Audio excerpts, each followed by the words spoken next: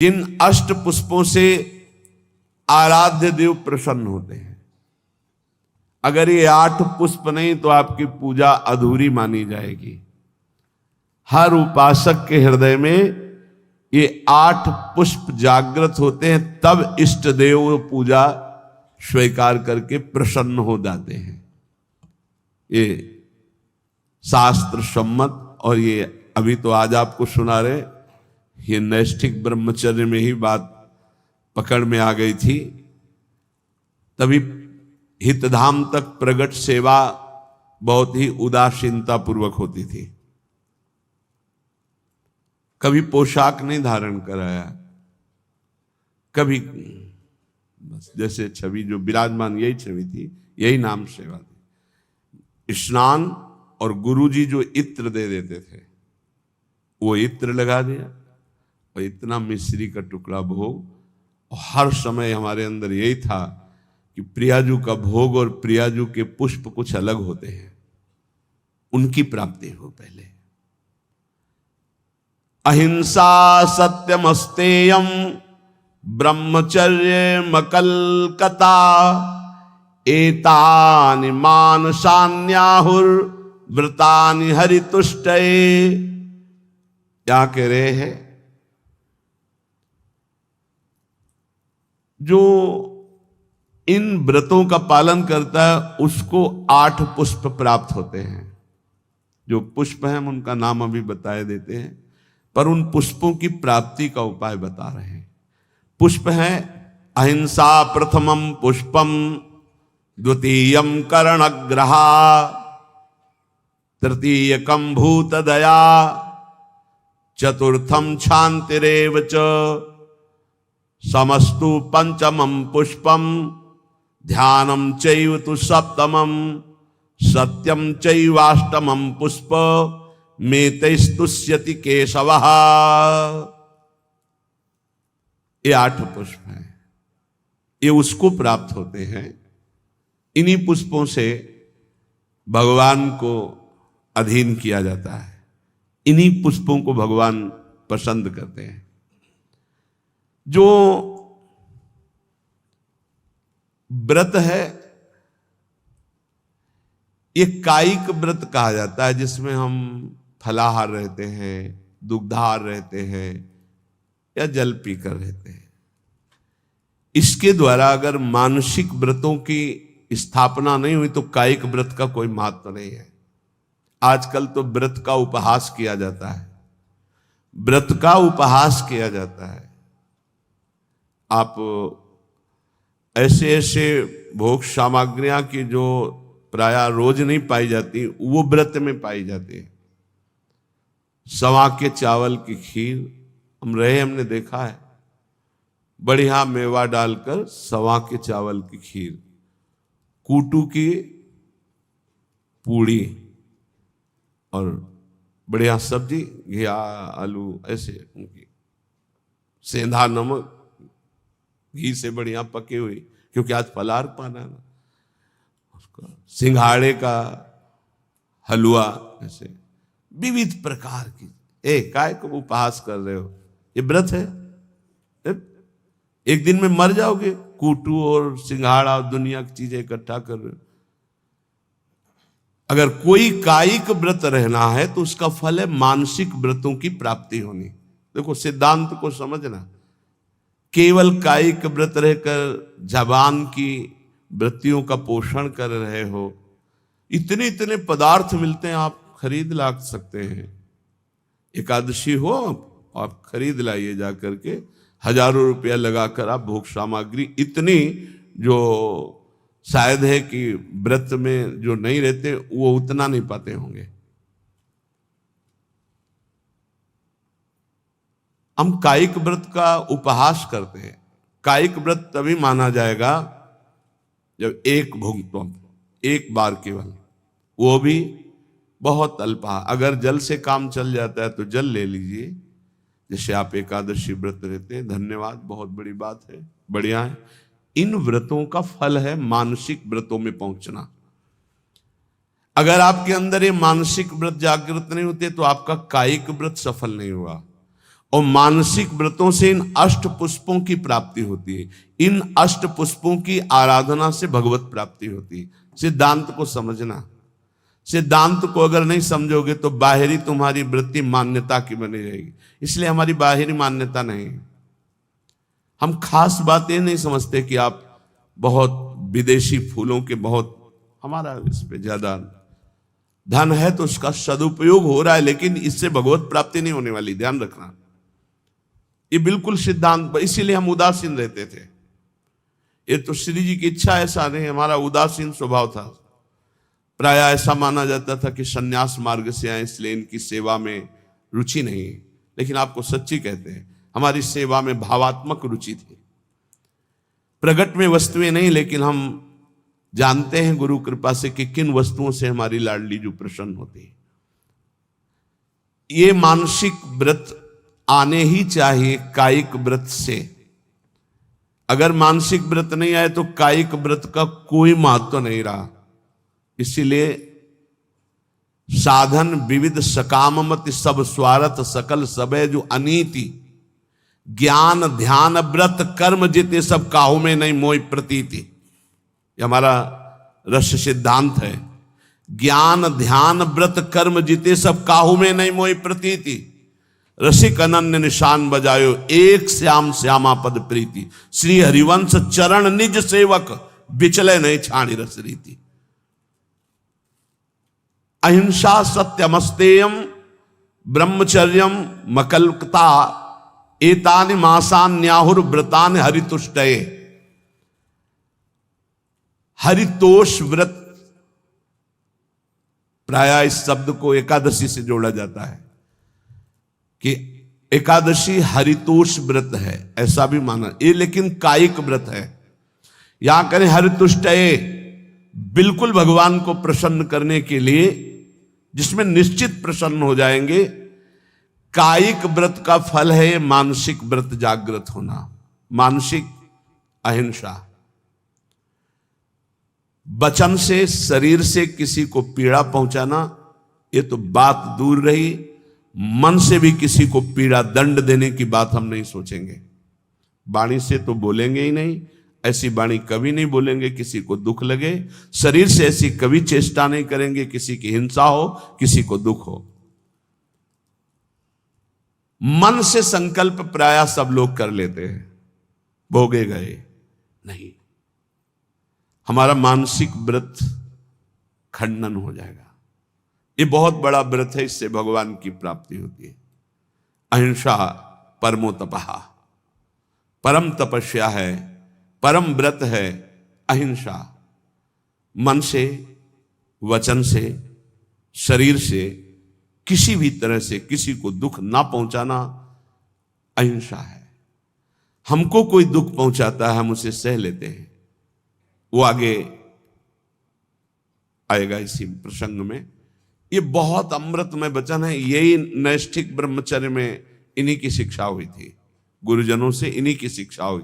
इसीलिए बाहरी बातों पर हमारा ज्यादा महत्व नहीं रहा कि अमुक वस्तु प्रभु को भोग लगानी है, अमुक वस्तु प्रभु को देनी, इस पर ज्यादा ध्यान नहीं रहा। ध्यान रहा कि प्रभु की प्रसन्नता होती इन आंतरिक महान लक्षणों से। अगर ये लक्षण नहीं होंगे तो बाहरी, फिर तो बड़े बड़े सेठ लोग, धनी मानी लोग प्रभु को रिझा लेंगे ना, क्योंकि उनके पास बहुत सी भोग सामग्री है। लेकिन कभी कदापि ऐसा नहीं पाया गया। प्रभु को रिझाने के लिए यही पाया गया। पहला है मानसिक व्रत अहिंसा, फिर दूसरा है सत्यम। सत्य कौन है? प्रभु सत्य है। भगवान को सत्य नारायण कहा गया, भगवान को सच्चिदानंद रूपाय, सच्चित आनंद रूपाय कहा गया। सत है प्रभु। यदि हम प्रभु का नाम जप कर रहे हैं, प्रभु के चरणों का आश्रय लिए हैं, तो हम सत का आश्रय लिए हैं, सत का जप कर रहे हैं। यदि संतों का संग करें तो सत संग कर रहे हैं।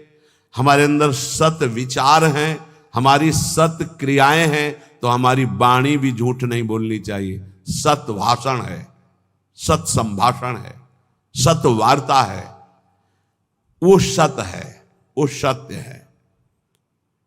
ये मानसिक व्रत हैं। अगर ये व्रत नहीं है तो कायिक व्रत का कोई महत्व नहीं होगा, क्योंकि कायिक व्रत का शारीरिक तप का फल है मानसिक में आना। जैसे प्रगट सेवा का फल है मानसिक सेवा में आना, जैसे देह भाव की क्रियाओं का फल है देह भाव रहित होकर स्वरूप में स्थित होना। ये आंतरिक बातें समझो, सिद्धांत जो परम पद प्राप्ति का है। तीसरा है अस्तेयम, किसी की भी कभी कोई वस्तु ना उठाना, चोरी ना करना। जैसे माना कि मार्ग में तो आपका क्या अधिकार है, आप वैष्णव हैं, बिल्कुल वैसे ही पड़ा रहने दो, या आसपास कोई हो तो अपना उठा लेगा, कोई वहां से निकलेगा पूछेगा तो उसको मिल जाएगा। अगर हम उठा लिया तो हम दूर जा रहे हैं, अब वहां वो लौट के आएगा, वस्तु नहीं मिलेगी, आसपास पूछेगा तो वहां नहीं मिलेगा। हमारा कर्तव्य बनता है हम बिल्कुल उससे निरपेक्ष हो जाएं। अगर हमारी अपेक्षा बनती है तो आसपास जो दुकान है या कोई है तो उससे वहां, अगर कोई नहीं है तो आप वही छोड़ दीजिए, वो लौटेगा तो ले लेगा, नहीं जिसके भाग्य में होगा लेगा, हमारा अधिकार नहीं। पड़ी हुई वस्तु भी हम ना उठाएं। फिर दूसरे की चोरी करना तो हो ही नहीं सकता, चोरी कैसे कर सकता है वैष्णव होकर। अस्तेयम, ए बिल्कुल पकड़ लीजिए, अगर भगवत प्राप्ति करनी है तो कूटू और सिंघाड़ा के आटा से व्रत नहीं होता, ये व्रत होते हैं।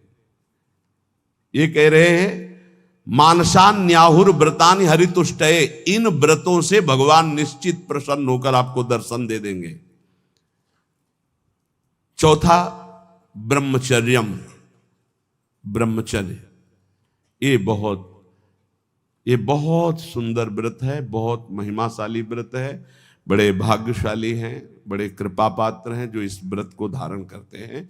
हम कह रहे हैं सम्यक रूप से ना धारण करो तो जैसे 15 दिन में एक बार एकादशी रहते हो, ऐसे गृहस्थी में भी व्रत धारण कर लो कि हम इतने दिनों तक ब्रह्मचर्य रहेंगे, फिर संयोग गृहस्थ धर्म के अनुसार भगवान को प्रणाम करके, देवी देवताओं को नमस्कार करके गृहस्थ धर्म की पूर्ति के लिए। अन्यथा अपने पास ऐसे 20 गृहस्थ हैं जिनकी संतानें हो गई और कसम पूर्वक ब्रह्मचर्य रह रहे हैं, हम उनको प्रणाम करते हैं। मतलब बिल्कुल कहीं 100 में 1% भी हमें अविश्वास नहीं उनके प्रति।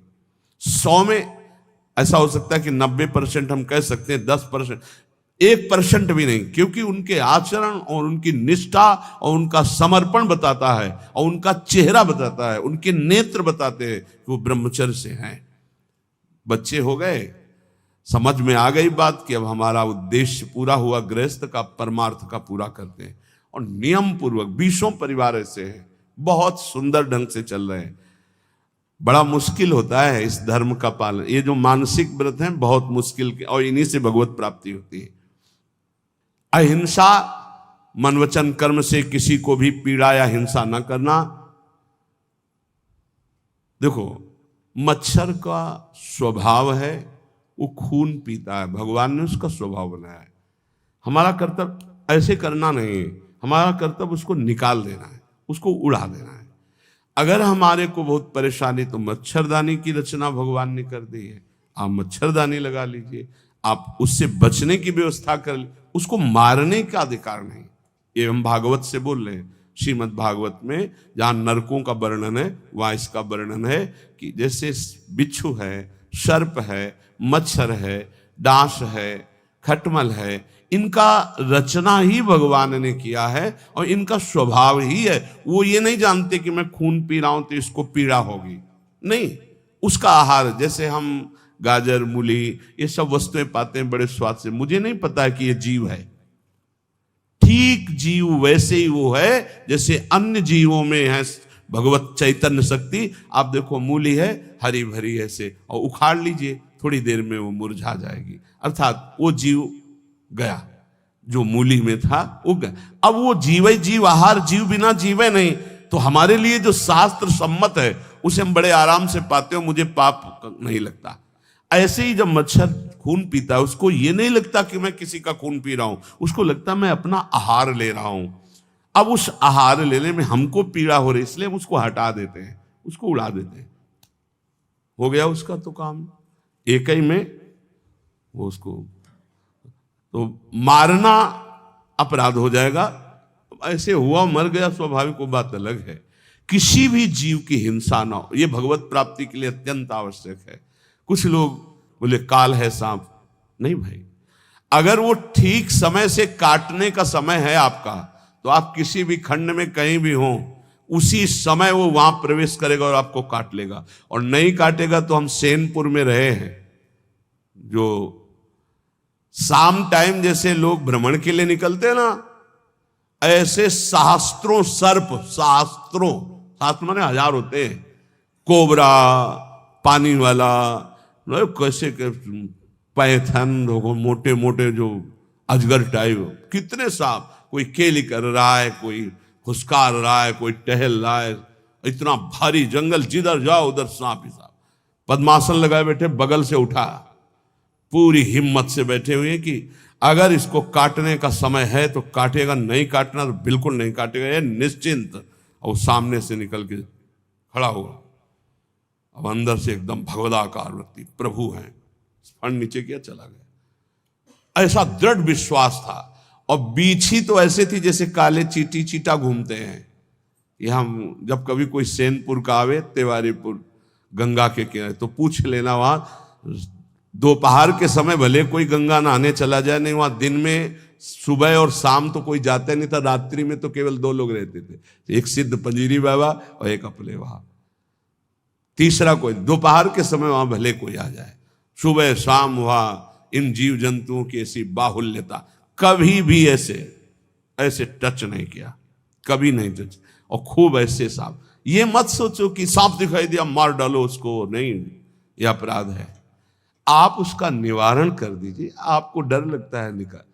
पूज्य श्री राधा बाबा गीता वाटिका में जहरीला सर्प निकला, बाबा ने कहा सुनो प्रभु, हम तो जान रहे हैं कि आप हैं, लेकिन और लोग नहीं जान रहे, अगर और लोग जान गए तो आपको परेशान करेंगे, हम रास्ता बना रहे हैं, आप यहां से निकल जाइए। ऐसे एक लकड़ी करके ऐसे ऐसे ऐसे सांप बिल्कुल उसी रास्ते से चला गया।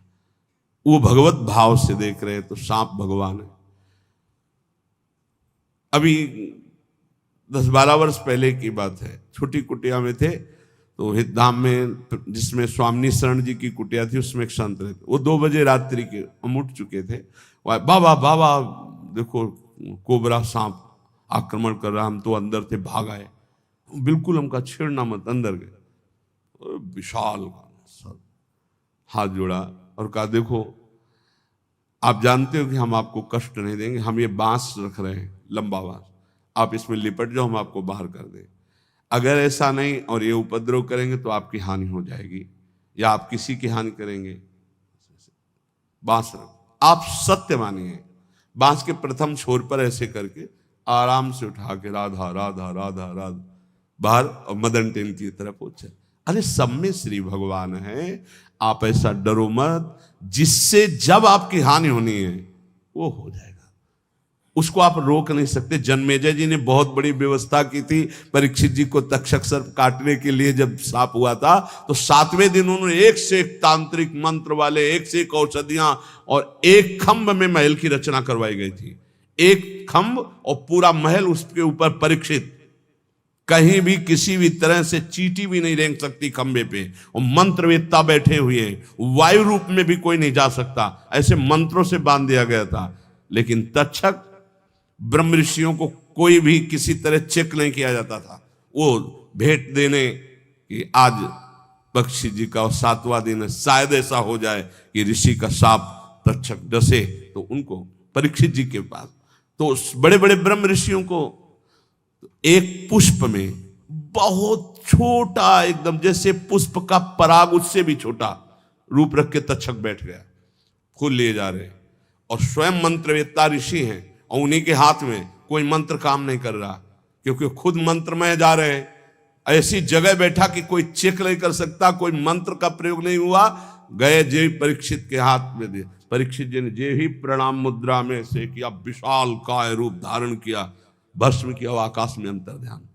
भावी को कोई मेट सके ऐसी बात, जो होना है वो होगा, जो नहीं होना नहीं। तो हम किसी की हिंसा ना करें, हम सदैव सत्य स्वरूप प्रभु का नाम जप करें, सत्य भाषण करें, सत्य आचरण करें, चोरी किसी की ना करे, अस्ते चोरी ना कर, और ब्रह्मचर्य, ये बहुत अमृतमय है। जहां तक हो सके भगवान की कृपा से इसको धारण करो। बहुत समाज की हानि इस ब्रह्मचर्य व्रत के ना रहने से हो रही, बहुत हानि हो रही। और कह रहे अकल्प, किसी भी तरह से कपट ना करो, किसी के साथ व्यवहार छल कपट वाला, सीधी सादी बात रखो। सरल स्वभाव न मन कुटिलाई, भगवान के मोहि कपट छल छिद्र न भावा। ये कपट रख करके भगवत मार्ग के पथिक को, बोल कुछ रहा है, चित्त में कुछ चल रहा है, आचरण में कुछ चल रहा है, ये ठीक नहीं है। जो बोल रहे हो वही आचरण में, वही आपका चरित्र है। मन, वाणी और शरीर एक होना, ये निष्कपट भाव कहा जाता है। ये सरल भाव, भगवान कह रहे मोहि कपट छल छिद्र न भावा। यहां कह रहे हैं कि निष्कपट भाव ये महान व्रत हैं। ये 5 जो व्रत धारण करता है वो और कोई व्रत करे ना करे, निश्चित भगवत प्राप्ति रूपी अष्ट पुष्पों की हृदय में जागृति हो जाती है। अहिंसा सत्यमस्तेयम ब्रह्मचर्य मकलकता एतानि मानसान्याहुर व्रतानि हरितुष्टे। कह रहे हैं कि जो कायिक व्रत है, एक भुक्तम तथा नक्तो मुपवासो मथाचितम, जो 24 घंटे में एक बार केवल भोजन पाता है उसे व्रतधारी ही कहते हैं। भले वो अन्न पर एक बार, कोई भी व्रत की पूर्णता एक बार पा, अगर 2 बार 3 बार तो व्रत नहीं माना जाएगा। नहीं, सुबह खूब आधा लीटर पौन लीटर दूध में चाय की पत्ती डाल के, आज एकादशी है ना, आज अमुक व्रत है ना, और वो लिया। फिर 10-11 बजे फल फ्रूट और सब ये खूब दबा के, और 4 बजे फिर, और फिर 8 बजे रात्रि के। इसमें मतलब है ना कि तुम्हारा व्रत है, कोई व्रत नहीं है, कोई व्रत नहीं तुम्हारा हुआ। अगर आप एकादशी व्रत हो तो 24 घंटे में एक भुक्तम तथा नक्तो मुपवासो मायाचितम, अयाचित भाव से विरक्त को और धर्म पूर्वक कमाए हुए अर्थ से गृहस्थ को एक बार। व्रत हो तो किसी का दिया हुआ पानी भी मत पीना, नियम है। गृहस्थ हो तो आज तुम्हारा व्रत है, किसी का पानी नहीं, फलाहार की तो बात जाने दो। अपने घर में जो कुछ आपको मिल जाए वो एक बार, 24 घंटे में अगर व्रत पूरा करना है तो एक बार। जल भले 2-3 बार ले लो, लेकिन खान पान का कोई भी सामग्री, फलाहार या दुग्धार, एक बार करो तो व्रत माना जाएगा। वैसे अगर 24 घंटे में एक बार अन्न पाता है तो व्रत वाला ही कहा जाएगा, उसका व्रत ही माना जाएगा। ये शास्त्र, एक भुक्तम तथा नक्त मुपवास मयाचितम, अयाचित भाव से एक बार जो प्राप्त हो गया उसको शरीर, एक बार से प्राणों का पोषण अच्छा हो जाता है। जिनका भगवत कृपा से अभ्यास बन जाए तो देख लो, लेकिन बहुत ही कठिन है जिनका बाल भोग सुबह से हो, चाय और बिस्कुट और नाश्ता, और फिर दोपहर में, फिर शाम के 4 बजे चाय नाश्ता, और फिर 8 बजे भोजन। तो शरीर पोषण 14 बार करके कोई भगवत प्राप्ति के मार्ग में चले तो भाई प्रणाम है। वैसे पीछे तो ऐसे नहीं चला गया, पीछे तो ऐसे हमने नहीं देखा किसी महापुरुष को कभी ये चाय नाश्ता का तो कोई सवाल ही नहीं। अरे 24 घंटे में कभी कुछ मिल जाए तो बड़ी कृपा। एक भुक्तम, बहुत बढ़िया भजन होने लगेगा, देखो करके देखो। और जिसको कब्ज होने लगे तो आंवला मंगा लो, भोजन के साथ आंवला की गुठली जो वहां, हाँ टेली जो क्या कहे, हाँ जो भी भैया, मैं तो शब्दों का, वो पंसारी की दुकान में मिल जाता है। 4-5 ऐसे फुला लो, ऐसे रोटी के साथ ले लो। कभी हम तो कुछ मिलता ही नहीं था तो इससे वर्षों कटा है, सब्जी ही नहीं, वर्षों ऐसे रोटी मांग ली, उसी से पा लेते। कब्ज नहीं बनती। साधु को कब्ज पर ध्यान देना चाहिए, कब्ज होने पर फिर प्रमाद स्थितियां आती, भजन में बाधा पड़ती है। रात्रि में तो उपवास वाले को कुछ लेना ही नहीं चाहिए। संध्या काल में, मतलब संध्या के पहले 4 बजे के लगभग एक बार ले ले 24 घंटे रात दिन भजन, तब तो उपवास। इत्येवं कायिकम पुंसाम व्रत मुक्तम नरेश्वरम। एक बार अन्न का उपयोग कर ले या एक बार फलाहार का उपयोग, 24 घंटे में एक बार। बोले ये कायिक व्रत कहा गया, ऊपर मानसिक व्रत कहा गया। अगर कायिक और मानसिक व्रत किया जाए तो ये पुष्प प्राप्त हो जाते हैं। प्रथमम अहिंसा पुष्पम, इससे बिल्कुल प्रियालाल की सेवा बन जाती है और बहुत जल्दी प्रसन्न हो जाते हैं। अहिंसा पुष्पम, किसी को मन वचन से दुख न देना। द्वितीयम करणग्रहा, करण अंतःकरण और इंद्रियां, इनका जो आग्रह होता है विषयों की तरफ जाना, उनसे हटा करके प्रभु में स्थित करना। अंतःकरण और इंद्रियों को प्रभु में स्थित कर लेना, ये दूसरा पुष्प है। फिर तृतीयम भूत दया, जीवों पर दया की भावना, ये तीसरा पुष्प है। चैतन्य महाप्रभु ने श्री सनातन जी को उपदेश किया था, नामे रुचि, वैष्णव सेवा और जीवे दया। जीवे दया, नामे रुचि, वैष्णव सेवा का इससे बढ़कर और कोई उपदेश नहीं। 3 बातें। जब किसी को दुखी देखा जाए तो अपने चित्त में दुख आ जाना, कैसे इसकी दुख की निवृत्ति करूं, ये वैष्णव हृदय होता है, ये भक्त हृदय होता है। इससे भगवान बहुत प्रसन्न होते। दूसरे को दुखी देखकर द्रवित हो जाना, भले हम नहीं निवारण कर पा रहे, पर हमारे हृदय में पीड़ा है कि कैसे इसके दुख का निवारण हो।